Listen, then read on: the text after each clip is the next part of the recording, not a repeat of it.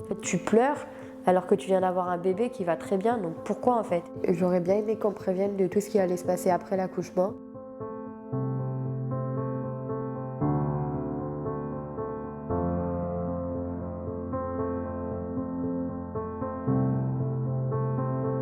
J'ai euh, j'ai très mal vécu l'après. J'ai commencé à être triste tout le temps.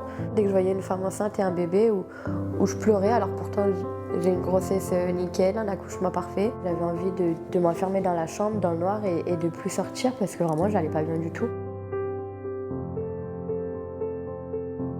Je me suis sentie délaissée et seule après l'accouchement. Bébé, ça va? Comment il va? Pourquoi il pleure? Qu'est-ce qu'il fait? Moi, ça va pas non plus. Moi, je pleure.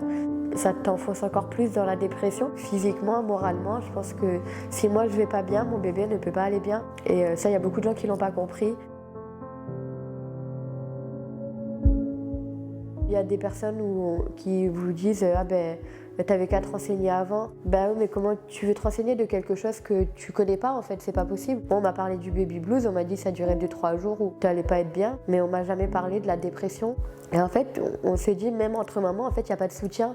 Le problème des réseaux, c'est que les parents, en fait, ils montrent que le bon côté des choses, où on voit dans les films les mamans après l'accouchement, toutes maquillées, toutes bien habillées. Et puis en fait, bah, pas du tout. Vous avez des couches hyper grandes, vous avez des culottes enfilées très moches, vous avez mal, vous avez du mal à marcher, les montées de lait ou avec le t-shirt trempé. Personne ne le montre, et alors que c'est la vérité au final.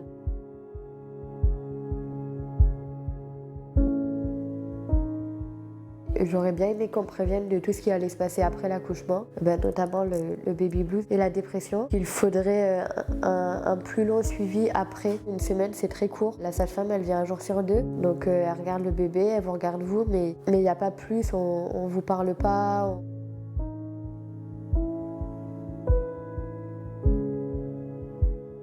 Le silence, ça joue beaucoup sur la dépression parce qu'au final, on n'en parle pas. Ou quand on en parle, les personnes n'y comprennent pas. Ou alors ils vous jugent. Le fait d'aller parler à un psychologue, je me suis dit, tu vas te faire passer pour une mauvaise mère à me concentrer sur moi et pas sur mon bébé. Et maintenant, avec du recul, je me dis, ça aurait peut-être duré un peu moins longtemps.